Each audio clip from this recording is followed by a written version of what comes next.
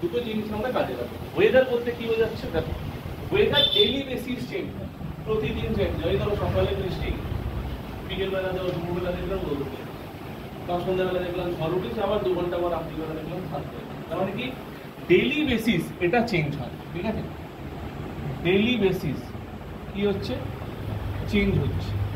Daily basis যখন change হচ্ছে সেটাকে আমি কি বলবো? লং টার্ম নয়, শর্ট টার্ম পিরিয়ড, স্বল্প সময়ের জন্য। এখানে কোন কোন কম্পোনেন্ট চেঞ্জ হচ্ছে?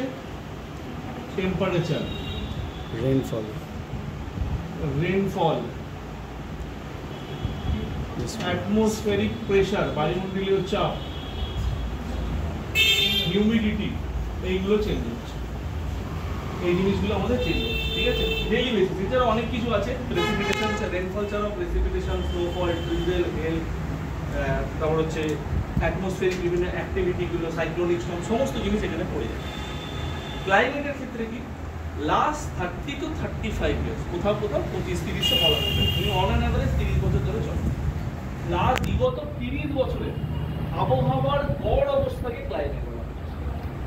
মানে আগামী 5 দিন বা আগামী 2 বছর ভারতের ক্লাইমেট চেঞ্জ হয়ে গেল বললে আমি বলবো ওয়েদারের একটা চেঞ্জেস এসছে বলে আমরা বলবো যে ভারতের ক্লাইমেট চেঞ্জ হবে কি না।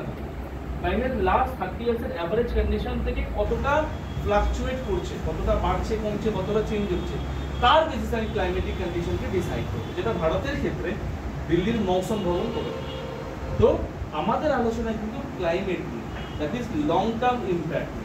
আর ভারতের ক্লাইমেট কি ধরনের বরাবরই পড়েছে? ভারতের জলবায়ু কার উপর ডিপেন্ডেন্ট? মৌসুমী বায়ু।